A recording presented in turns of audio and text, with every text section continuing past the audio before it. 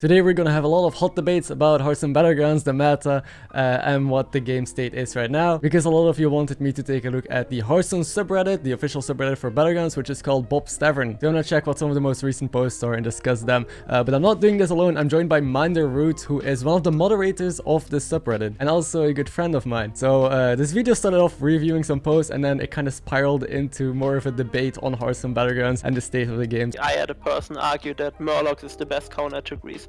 Hey, we saw Murlocs win to Greasebot and Lobby Legends. I'm gonna, not Lobby Legends, the Ties tournament. So I hope you will enjoy it, and let's jump into it. You saw the patch notes, right? What did you think?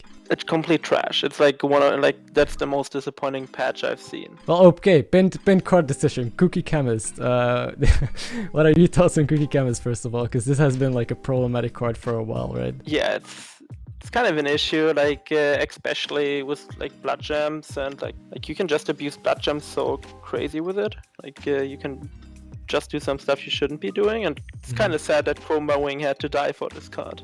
Yeah, especially I mean, how do you change it? Do you just like remove it from the game? I guess that's like the only thing that really makes sense. I think like most people I talk to would see a removal. Like, oh, that's you. Okay, let's go. Oh, the classic golden Zaras. I mean, okay, Zaras. Is that a card that you take often? Because I mean, at TwitchCon I remember, I forgot who it was. Was it Sleepy? Saying that Zaras is actually really strong on tier 3.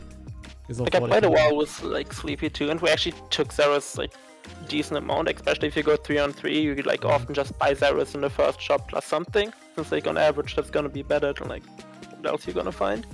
So like you can sometimes pick it up early and then just try to like get like a 6-6 or something. Like one time we got a little rack and it was actually like not bad. And there was a game that was kind of lost for me until I think I also picked up a Zaras and it turned into a Tissa, and it was turned tier 3 or tier 4 still. And I mean, that early of an Atissa, yeah, that's pretty GG. I don't think Lightfang on 4... I mean, maybe it is fine, right? Like, because Lightfang is so weak. I think passive scaling is just incredibly strong. Like, I'm decently happy with, like, Lightfang's spot right now. Like, if you triple into it, it's, like, decent tempo. Even right now? I just... Like, I potentially think, like, the main body needs a buff. Just put Lightfang on the board as, like, your win condition and you just wait. Like, that's not that Yeah, cool it to seems play. more like a tool right now. Like, you find it that you can kind of, like, use it as a little bit of momentum while you level and set up the rest of your board, usually pivoting into Bran. So I think Lightfang has like its spot in the meta, more not as much as direction, but as like a stepping stone, I guess. Yeah, I call it like semi-direction. I think I made a comment myself too. Yeah, I liked Lightfang meta though, because you could pivot, like when it was actually good. I mean, right now there's too much explosive scaling with your 5 and 6 to ever justify the scaling with Lightfang. But I like the way that you have to like figure out board space, when to pivot out of Lightfang. And Menagerie being viable, I guess, is the most important part. Like Menagerie, I feel like whenever Menagerie is good in a meta, things are rather healthy because you can kind of fall back on whatever you get offered in the shop and try and make that work somehow. Well, if Menagerie is worse, then it's usually just hit or miss on like a specific good tribe or good card or good hero. Yeah, like I kind of like Menagerie being strong. I don't like it being the best a lot, since then it's really triple reliant. This was the meme that I was talking about, by the way. A classic about the latest patch. And so we brought back Chroma Wing, but he sucks now. At least you nerfed Mackerel, right? Yeah, so what happened there? I feel like, do they not have stats on how ridiculous that Mackerel is right now? Or Mackerel Greasebot?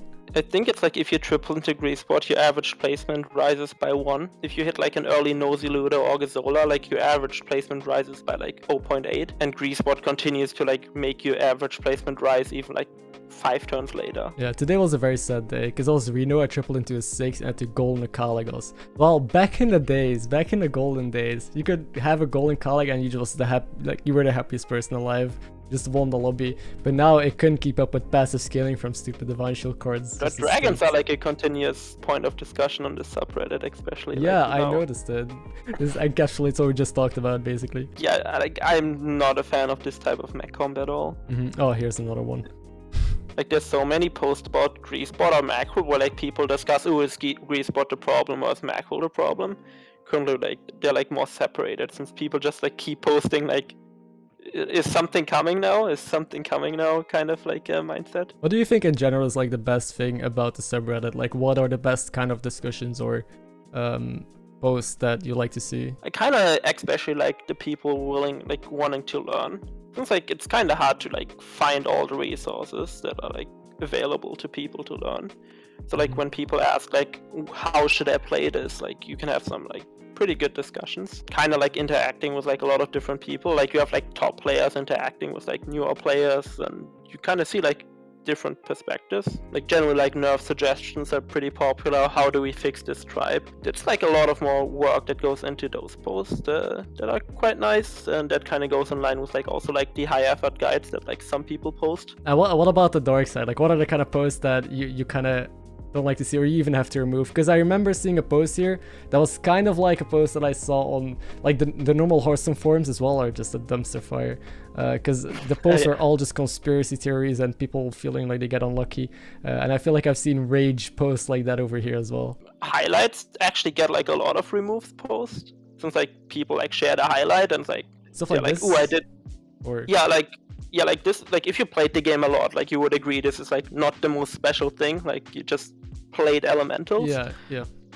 But like for like somebody that just like did this like the first time, second time, like this is like something cool they want to share with others. So like people really get rude in the comments sometimes with like posts like that. So like, and like also like going in line with like your discussion about is Hearthstone rigged, there's a lot of posts about, oh, I rolled 40 times and didn't find Baron. Like that happens like a lot. Or like, I know the game is rigged since I had 3 bad matchups in a row. Yeah, that's also kind of like the Discord. Whenever anything unlucky happens, people are gonna want to write it down somewhere. What's also interesting is like, what's the play, especially considering like Oh, Leapers stuff like is often this? asked. Yeah, like what's the play, especially like early econ, and Leapers are really popular here. So like how, like if you see like 3 Swarbies in the first shop, how do you play it? And then we had like somebody like we had a discussion where like also like many top players joined in and like also discussed with people of like that didn't play as much before. Also like some good memes like this. Currently I would say it's more 3-on-3 than Warrior Curve though. Yeah. So. Basic Curve was also, it's still like decent, right? Because there was a meta where it was just kind of unplayable. I think Warrior Curve is kind of currently like rather dead since there's so many bad 1-drops. Like yeah, really I mean, after the Chroma Wing, definitely, right? But with Greasebot on 6 though, they're like kind of good to just guarantee line up a triple, take a 6, go from there. Like I oftentimes, like from what I've seen, is like you really need good reasons to not just go 3-on-3 and crowbar mech lobbies. It's kind of sad though that right now things are gonna stay relatively the same compared to, you know, how it's been, just because there's like no big impact on the meta. Like the few changes that we got or the hero aren't gonna change the playstyle whatsoever, right? We got Wet World now. We can just stay on 1 the whole game and like shoot our the wolves. Zara OP again. Even though, I mean, to be fair, in lower ranks it might work. Like when you spectate people that are actually in like 5-6 game or more and play a strat and it works, to them, in their eyes, it's viable, right? And it's something that is gaining them MMR, even though in higher ranks it won't work. Like the argument is like always interesting. Like I had a person argue that Murlocs is the best counter to Greasebot. Hey, we saw Murlocs win to Greasebot and Lobby Legends. I'm gonna, oh no, not Lobby Legends, the Ties tournament. Yeah, I remember you reminded me a lot of that happening. But so like while top players would say like, for example, Nomi from Galakrond is terrible. Like we had that discussion once. Yeah. The top players all said Nomi on Galakrond is unplayable, and then like people at more the 6k range said like Nomi on Galakrond is like what I'm aiming for, and both sides had good results. That's like, you can really see that there's like a different meta at play, or like what people are able to do.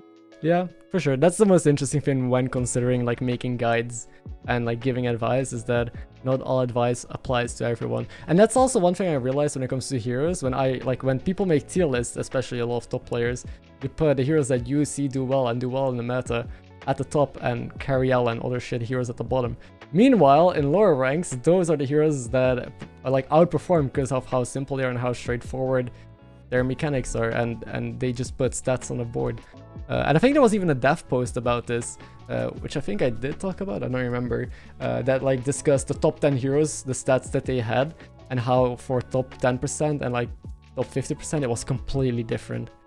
Like Shadowwalk, for example, like how people at like 6k played it, they played it more like actually like, oh, we're gonna buy a lot of battle cries and then we're gonna play them with Shadowling, like especially during buddies, and so like the buddy was trying to support that playstyle. And then you got like top level play where people stay on 1 and abused alley cats and stuff. Okay, is there like one more post that you saw recently that you think is worth pulling up? I would recommend actually like checking out the wiki we recently started. at the top it should say like post and then wiki. Oh, okay, wiki. Actually, I'm not used to Reddit, so I don't know what the hell this means. Like we also like now have like some link to like some like evergreen guides. Like some of your videos are also in here. Like we're also linking to like the DG Dev MMA and stuff. So like we're gonna try to keep expanding this, so like people at least have like some point where they can just find like a collection of stuff. Yeah, this is good to know. I can link people now to this, because when people ask for just like one collection, like one place where everything is collected, I used to go to your website. Yeah, because this one has like the hero spreadsheets and stuff like that, right? And I find this quite interesting and that like a lot of people don't know about yet. Yeah, sick. I'll leave a link to this down below. I mean, everyone can just go to the subreddit, right? So nice. Like everybody's also free to like suggest guides that they found helpful if they found like a helpful video. Also, is there anything else that you want to add to this? Anything you want to mention? Just like join the subreddit if like you're happy to like start some discussions. There's a lot of awesome people there that are probably happy to discuss with you. Thank you for your time, man. Hope you have a good day. Thank you very much for inviting me.